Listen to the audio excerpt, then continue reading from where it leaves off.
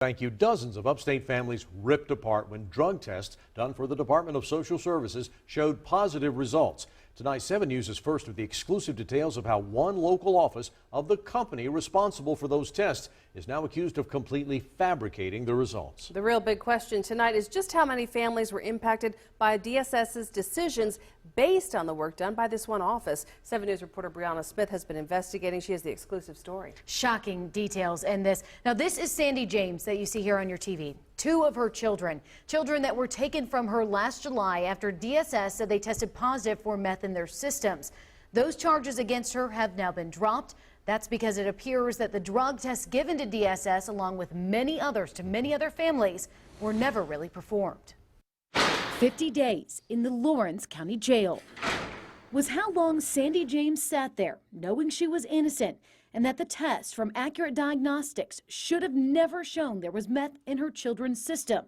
And a Lawrence County public defender thought the same thing, which is why they contacted lawyer Sloan Ellis. Those criminal cases were based on evidence of a positive drug test, and that they had information starting from a source inside DSS that those drug tests may not be positive. James's charges were dropped, and a lawsuit against Accurate Diagnostics was filed, claiming that hair samples pulled from James's children to check for drugs were falsified, that the company was submitting these reports to DSS with testing company Omega Labs logo on them, including specimen numbers and drug percentages that should match up with their records. Omega Labs emailed back and said those tests were never in the Omega Labs system. But James's case isn't alone. Lawyer Chad Mitchell is hired by the state to be a public defender for parents whose children are involved in DSS cases, and there are at least 30 families going through the same thing that James is. It gets very frustrating as a defense attorney to have to tell your client, well, you got it somehow,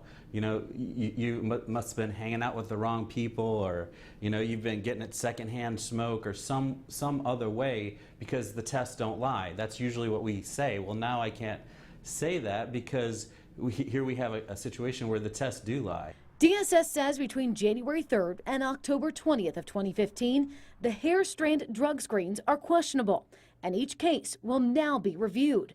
I asked DSS about the process of verifying all drug tests across the state on a regular basis. They couldn't answer that. Just a printout on a piece of paper. It's not authenticated. It doesn't have a stamp. It doesn't have, you know, any kind of authentication on it. Maybe it should.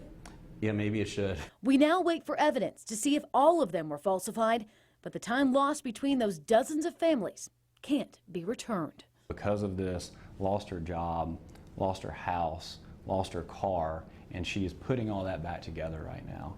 So we really have no idea, you know, what is 1 hour away from your child worth? What is 1 week in jail worth? You know, to put a monetary value on that is, you know, it'd be very difficult. Hard to even fathom that this would be possible. DSS tells us that they ceased business immediately with Accurate Diagnostics in Lawrence County in October. That was once they were made aware of this issue going on. They continue to work with that company, though, throughout the state. They have a contract with them in their other locations. They believe this is just a centralized problem. But Brianna, how did we get to this point? Shouldn't a lab's role in all of this be simply do the test, report the result, get paid? That's that. Right, and that's what we wanted to know as well. The problem is that right now SLED is investigating this case, so we don't have those answers. We're waiting to hear back from SLED on why she did this. Of course, that's the biggest question we have. We want to know why this company did this, and as soon as we find out, we're going to let you know. A lot of people have been weighing in on the Facebook page already, and we promise to get answers for everybody. Yeah, we'll be following up. Thanks. Brianna. Brianna, thank you. Well, right now we are waiting.